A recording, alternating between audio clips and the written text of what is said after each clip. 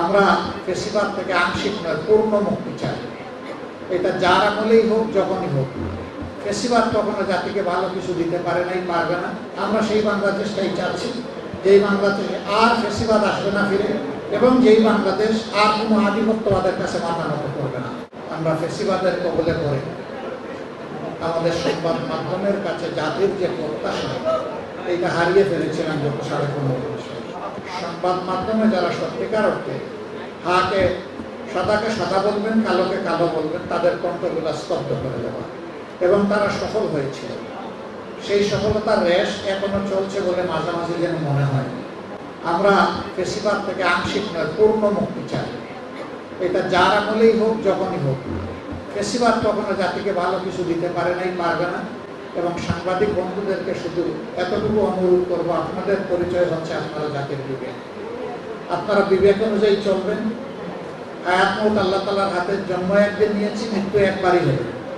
লড়তে হবে বীরের মতো, মাঝখানে আর কোনো আপোষ নাই। আমরা বিরোধী দল থেকে, বর্তমানে বিরোধী দলে আছি, আপনাদের এই কণ্ঠের পাহারাদারি আমরা করার নিশ্চয়তা দিচ্ছি। কিন্তু এই কাজটা দিতে হবে সরকারি দল। আমরা চোখ খোলা রাখবো, আপনারাও চোখ জাগ্রত রাখবেন। আমরা একসাথে এটার জন্য লড়াই করে যাব। যদি এই অঙ্গটা প্রপারলি ফাংশন করে, বাকি রাষ্ট্রের 3 অঙ্গ, সাংবিধানিক 3 অঙ্গ সোজা চলতে বাধ্য হবে।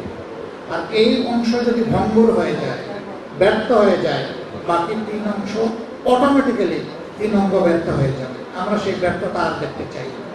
আমরা এখন শুধু সফলতা চাই, একটা ঐক্যবদ্ধ জাতি আমরা দেখতে চাই, এবং জাতীয় ইস্যুতে, জাতীয় স্বার্থে কারোর সাথে আমরা কোনো আপোষ করব না।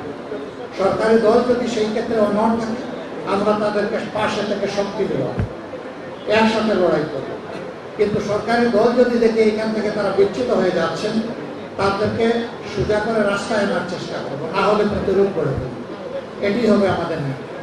আমরা সেই বাংলাদেশটাই চাচ্ছি, যেই বাংলাদেশে আর ফেসিবাদ আসবে না ফিরে, এবং যেই বাংলাদেশ আর কোনো আধিপত্যবাদের কাছে মাথা নত করবে না।